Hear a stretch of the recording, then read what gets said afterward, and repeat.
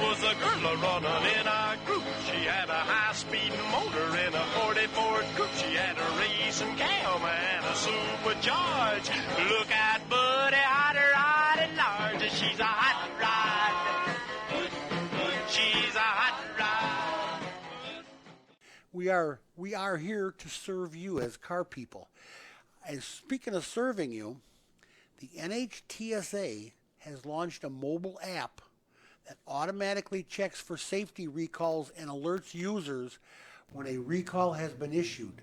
The Department of Transportation announced this last Thursday. That's cool. You can put it on, your iOS or whatever, or Android devices.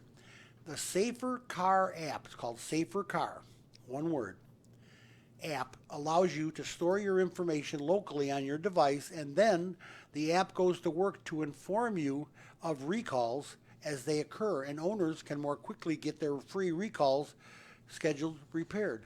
There you go. Let's go to the car phone real quick, and let's see who's on. Hey, you're on with the car guy. Hello? You're on with the car guy. Hello? Hello, you're on with the car guy. No, huh? Okay, well, we have phone difficulties, not a problem. Okay.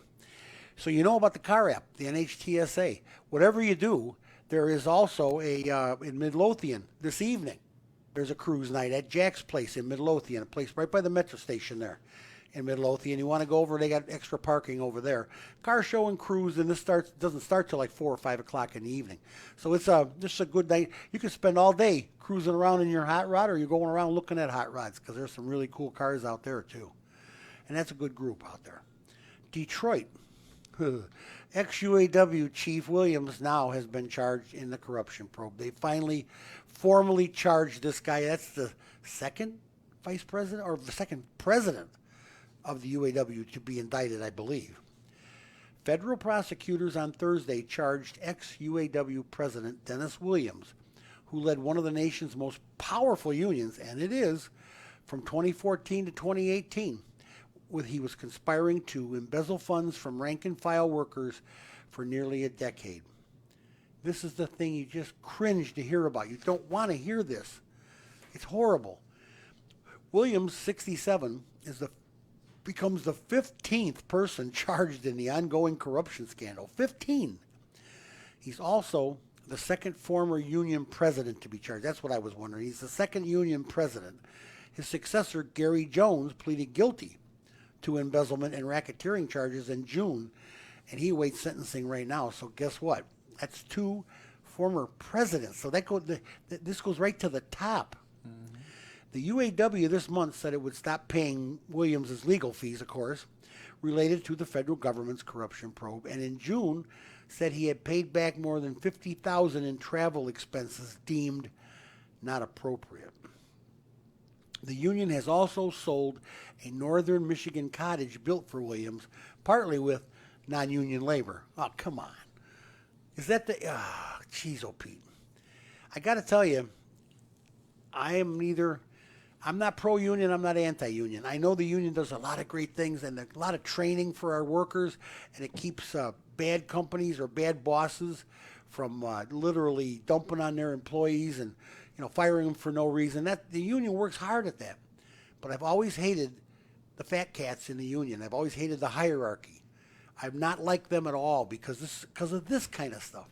This isn't the first time this happened. Look at the Teamsters a while back, and they've had it all. The laborers union, they've all had it. This corruption, the money is just too much. That's a lot of money. People are there's a lot of money involved in these unions, and it makes guys greedy, and that's just sad. And this is why I don't stand up for unions and I don't stand down for them. I'm in favor of them, but I don't like the bosses, not at all. All right, Borg Warner. I thought all this asbestos thing was behind us. What is with this now? Borg Warner, big company, Borg Warner is paying $950,000 to settle an asbestos accounting investigation. Michigan auto supplier Borg Warner misled investors about future liabilities for asbestos lawsuits. This is according to federal regulators who have been digging into this. and has settled this lawsuit by paying $950,000 fine. But the U.S. and Securities Exchange Commission said in a statement that Borg Warner failed to report more than $700 million of potential future asbestos claims. Ouch! In its financial statement from 2012 to 2016. Borg Warner neither admitted or denied wrongdoing as part of the settlement. In other words, they're not cashing into nothing. Borg Warner, which makes turbochargers, which they do, and all-wheel drive systems for vehicles, has been named in a number of lawsuits in the past alleging injuries related to asbestos exposure in certain of its products. Give me a break. I thought asbestos was handled. I thought everybody was good with it and careful with asbestos and trained and knew how to. Holy camole, what's going on there? That's one of the things that should be behind us. I mean, that's like polio. That's cured. This asbestos thing was supposedly cured. Apparently not. Got a news release in the mail, in my emails this week from the boss, our boss, Rick Federici from WIMS, WHFB, and all the other. He's Gerard Media. He runs the show. Anyway, he found this from Indiana. Attorney General Curtis Hill is announcing an $85 million multi-state settlement with Honda over defective airbags. 46 of 50 states in the union are part of this lawsuit, are part of this settlement. Attorney General Curtis Hill announced today that more than $85 million multi-state settlement with Honda over vehicle safety issues related to defects in frontal airbag systems in certain Honda and Acura vehicles that were sold in our United States. Due to these defects, Honda has recalled approximately 12.9 million Honda and Acura vehicles with suspected airbag inflators since 2008. This goes back a long time, boys. This includes 187,000 or more vehicles in Indiana alone. Ruptures of these faulty airbags have resulted in at least 14 deaths. You and I have been over this. 14 deaths, 200 injuries in the U.S. alone. Honda also delayed in reporting the defects to consumers. Ouch. To date, 40 million U.S. vehicles with 60 million airbags have been recalled in the United States. Worldwide, 100 million and involving 19 automakers, of course, including Honda. Honda's conduct allegedly violated several states' consumer protection laws. I'm sure they did, including the Indiana Deceptive Consumer Sales Act. Ouch. The company will pay more than $85 million to the states that sued. Indiana will receive more than $1.7 million of that money. But wow. How many people died, Eric? I mean, this night from 2008, that's 12 years ago. How long? And they finally caught Takata in 17? Yeah. So there's 9 years of airbags out there. 12 million Hondas. Jeez, oh Pete, how did this go so far? Don't get me started on Takata. I go insane. Yeah. I've been reporting on this for 2 years now, 3, and it's just sad the way it was handled. Terribly sad. And you know who was the worst? FCA Chrysler. They were dropping. Oh, they were dragging their feet. Nobody got their cars fixed. And the Takata airbags there's still some out there, and you don't know if you're driving one or not. And by the way, you don't have to have a crash for that airbag to explode. The ones that have too much ammonium nitrate in America will go off in a hot car. Really? Just sitting. Really? They've had them explode in boneyards in Japan, where there was a really like a 95-degree day and the car windows are rolled up and it's hotter than all blazes inside that car. Boom, it exploded. Oh yeah, they had a truck explode, a semi, coming from Mexico with them. They had a semi full of them, and one of them exploded and set them all off. Wow. Killed some lady walking down the street.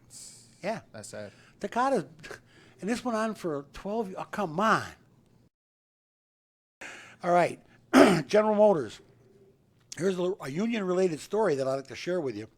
General Motors has temporarily enlisted salaried workers or salaried volunteers to build mid-sized pickups at its plant in Wentzville, Missouri, until absenteeism improves enough or temporary workers finally arrive. They're hurting. be it virus or whatever. Missouri's had their problems. Excuse me. You're right there, boss. Yeah, you got me with that teaching stuff. The UAW strongly objects to General Motors' move now, claiming that appointing salaried employees rather than hourly UAW members breaches the GM UAW labor contract, and I'm sure it does. But are there any UAW members available? Everybody. This is why they're taking the people they got and moving them sideways to get their cars built. We strenuously objected to this violation of the contract, said UAW spokesman Brian Rothenberg. The local union has started the grievance process. Well, they should, because I got to tell you, well, let's finish the story first. GM spokesman Jim Kane said the number of salaried workers on the line in Wentzville varies by week. Some weeks has exceeded 24 salaried workers on the assembly line. The plant typically employs 4,100 salaried and hourly employees, and it builds the General Motors Colorado, GMC Canyon midsize pickups, along with the Chevy Express and GMC full-size Savannah vans. The automaker has local ads running in an attempt to hire about 200 temporary workers.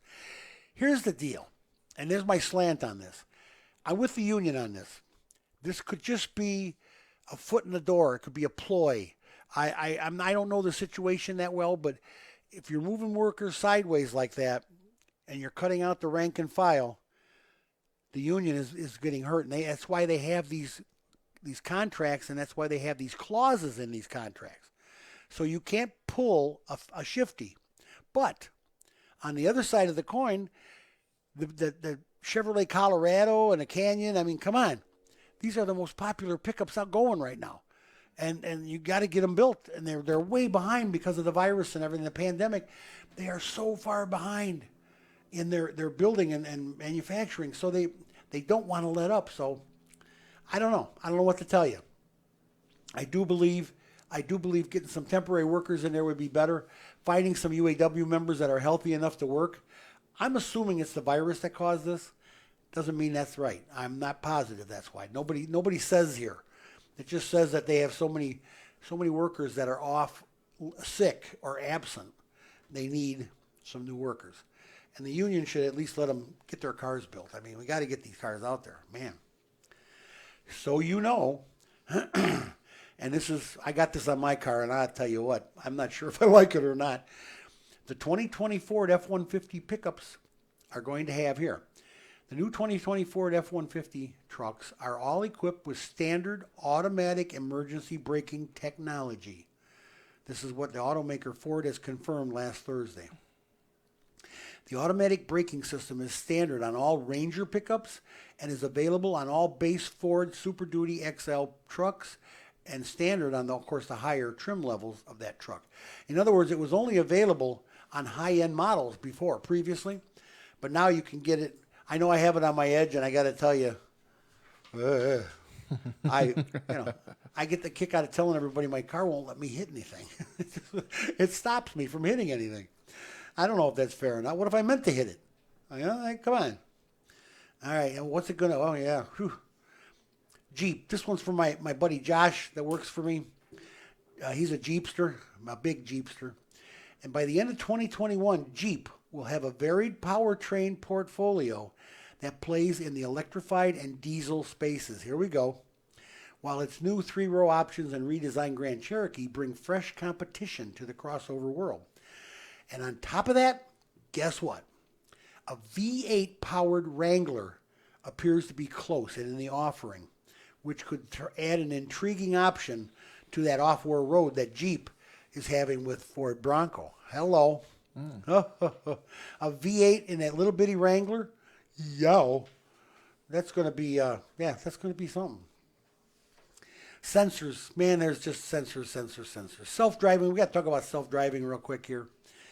The general consensus, more sensors and cameras are better for the view, especially your periphery view. In other words, when you take your driver's test and they have the numbers on sights off to the side, your vision test, they want to see if you can see over here, see? They're checking you out. And, of course, these sensors are going to do that for you. Your car is going to have a much better view of the vehicles around you. as transportation officials struggle to address a dramatic and chronic increase in pedestrian deaths on the U.S. highways. This is true. It has happened. Automakers and suppliers are introducing technology that improves the effectiveness of systems such as automatic emergency braking, which you got to have all these things. Not everybody realizes that all these systems that add to the car and safety, every one of them requires their own sensors. Oh, yeah. They are enhancing the performance and replacement of cameras and radar sensors that are better designed to spot pedestrians and bicyclists who emerge from the sides of the vehicle's path. Periphery, right? There we are, periphery. It's not a one-year anomaly.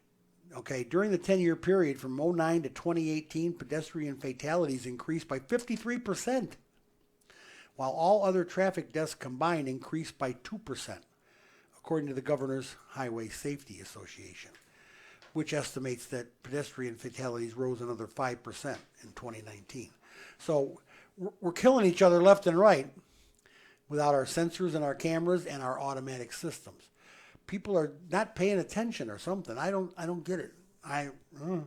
But it's a known fact that all of these systems that are for safety now and make your car safer to drive, supposedly, if they work, require sensors. And Eric and I were talking in the beta version, a test and tune run that we use, where Eric tests and tunes the vehicle here to make sure it's all working. We were talking about sensors and their availability. And there's literally, like he said, 35 companies out there that are making sensors. How long will they all be around? Nobody knows. We got to see whose sensors are the best and whose work the most. The least undependable.